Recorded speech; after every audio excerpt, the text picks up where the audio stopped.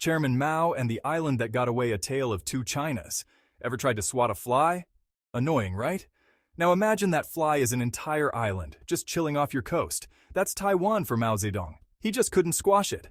This, my friends, is the story of why Mao, the big cheese of communist China, never quite managed to add Emperor of Taiwan to his resume.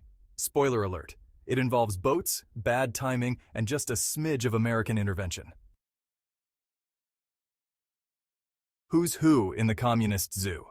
Let's dive into this wild historical ride. First, a quick history lesson, but fun-sized, I promise. We're talking about China in the 1940s, a time of major upheaval and change. Imagine China's a giant house party in the 1940s. It's bustling, chaotic, and full of different groups trying to take control. The communists, led by our main man Mao, are crashing it. They're not just any party crashers. They're here to take over. They're kicking out the old residents, the nationalists, led by Chiang Kai-shek. It's a full-on eviction party. Think of Chiang as the guy who brought the good snacks but forgot the bottle opener. He's got the goods but can't quite seal the deal. Anyway, Chiang and his crew hightail it to Taiwan, the ultimate guest room. It's like they found a secret hideaway. They slam the door, crank the Bon Jovi, and refuse to come out. Taiwan becomes their fortress, their new party zone away from the chaos. Why Taiwan? Why is this small island such a big deal on the global stage? It's all about the Benjamins and the boats. But there's more to it than just money and maritime routes. Now, why was Mao so obsessed with this island getaway? What made Taiwan such a coveted prize? Think of it like this. You just won a huge game of Monopoly, but your rival still has Boardwalk and Park Place. Not cool, right? It's like having the best properties in the game, but someone else is still holding the crown jewels. Taiwan was like that prime real estate for Mao. It represented not just land, but a symbol of ultimate victory and control. Plus, it was a giant, "we told you so" to the West who were backing the nationalists. Capturing Taiwan would have been a major blow to Western influence in the region. Oh, and did I mention the strategic importance? Taiwan's location is like a gatekeeper to the Pacific.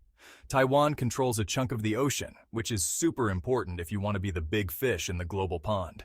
Controlling these waters means having a significant advantage in trade and military positioning. Epic fails and wet feet.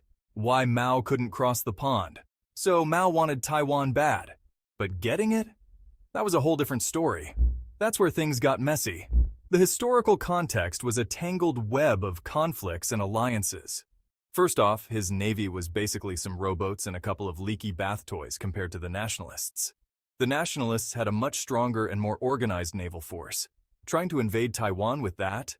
It was a recipe for disaster. It'd be like challenging Michael Phelps to a swim-off armed with a pool noodle.